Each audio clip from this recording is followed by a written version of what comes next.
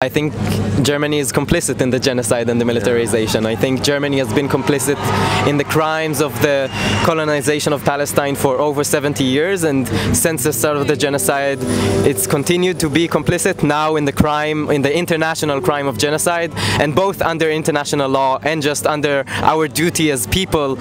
The duty of the German parliament and the German government is to cut all ties with Israel and do everything in its ability to prevent genocide. When you walk in the street, you see countless soldiers every day, and all of the economy is predicated on the arms industry. We're basically a military industry banana republic, where like very big portion of the Israeli economy and GDP comes from the arms industry and the arms trade, because ultimately we're a United States military base. The next step from here is to continue escalating, to strike and to boycott and to do whatever we can as people, because clearly our governments aren't doing anything to prevent this from continuing to take place.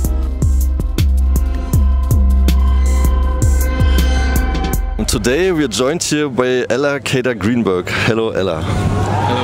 Yes. Ella is a conscientious objector. You refuse to serve in the military in protest against the war in Gaza. Yeah, but what motivated you today to be here in Berlin and take the stage? The opportunity presented itself, and I hope to raise the voice against the genocide in Gaza as much as possible.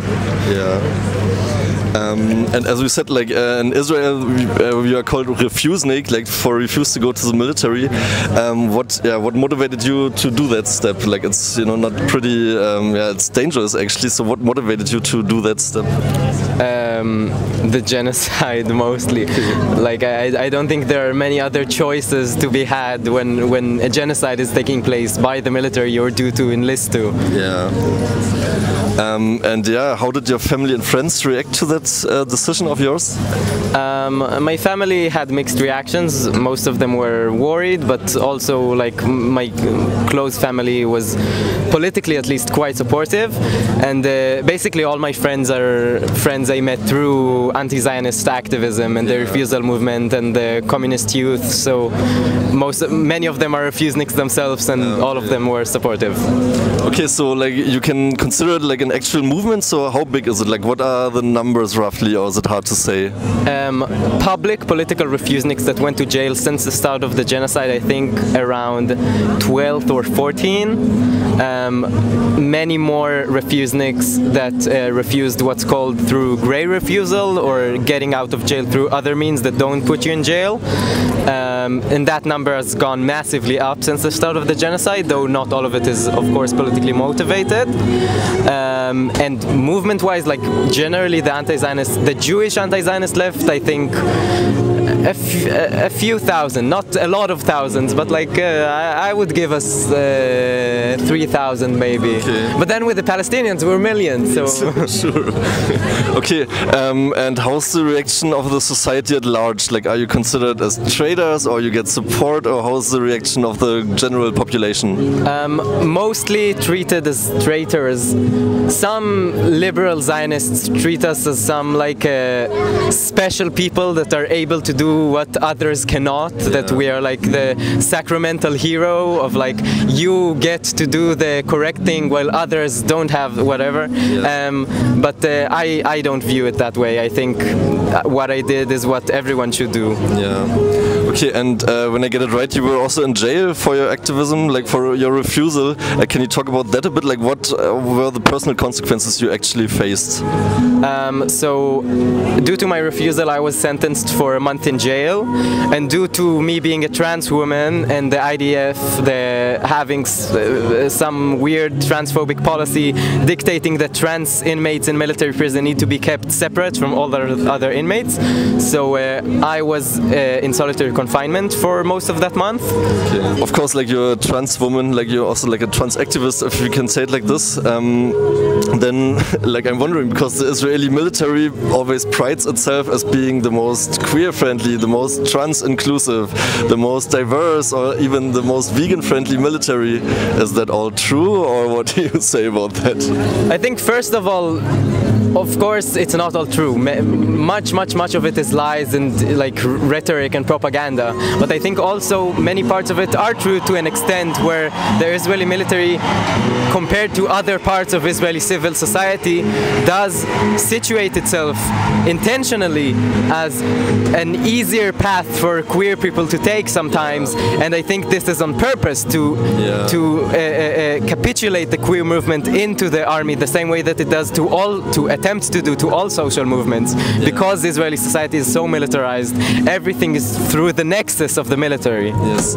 Yeah. Can you talk about that a bit more? Like, I think our German audience, like when you've never been to Israel, like it's hard to understand like the Israeli reality, like how abundant the military is in everyday life. Like, can you talk a bit about that? Yes.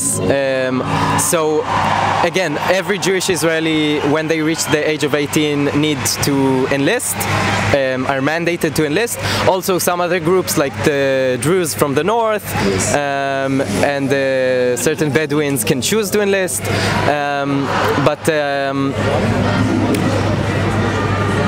other than that, it's also like present in basically every single facet of social and civilian life. Like, soldiers come to schools to talk with the students, and when you walk in the street you see countless soldiers every day, and all of the economy is predicated on the arms industry. We're basically a military industry banana republic, where like all the overwhelming, like a very, very big portion of the Israeli economy and GDP comes from the arms industry and the arms trade, because ultimately we're a United States military base. Yes. That's a nice way to put it. We are here in Germany, in Berlin, and of course, you know, Germany after the US is can be considered the second most biggest supporter of Israel, like in terms of weapons deliveries or diplomatic cover. How do you see Germany's role in the genocide and the militarization? I think Germany is complicit in the genocide and the militarization. I think Germany has been complicit in the crimes of the colonization of Palestine for over 70 years, and since the start of the genocide it's continued to be complicit now in the international crime of genocide, and both under international law and just under our duty as people. The duty of the German parliament and the German government is to cut all ties with Israel and do everything in its ability to prevent genocide. This is written down in the Genocide Prevention Amendment that Germany is how do you say, is signed in. Yes. So Germany has an obligation under international law to do everything in its power to prevent the genocide in Gaza from continuing. Yes. Okay, and last question, like now here, like thousands of people gathered here, like some numbers are even like more than 100,000. Yes, and that's like for German standards, that's really like great success. But what is your message to all the demonstrators here? What is your final message? I think the next step, first of all, like, good job, كل الاحترام, like very massive like protest. I think it's the biggest protest I've been to. Like the biggest protest I've been to in Palestine was a few months ago in Sahnin, where we had, I think, 15,000, which isn't nearing these numbers. And the next step from here is to continue escalating, to strike and to boycott and to do whatever we can as people, because clearly our governments aren't doing anything to prevent this from continuing to take place. Yes. Okay, yeah, I think these are great closing remarks. So thank you very much that you took the time to talk to us, and yeah, best of luck with your activism and your personal life. So thank you. Thank you very much.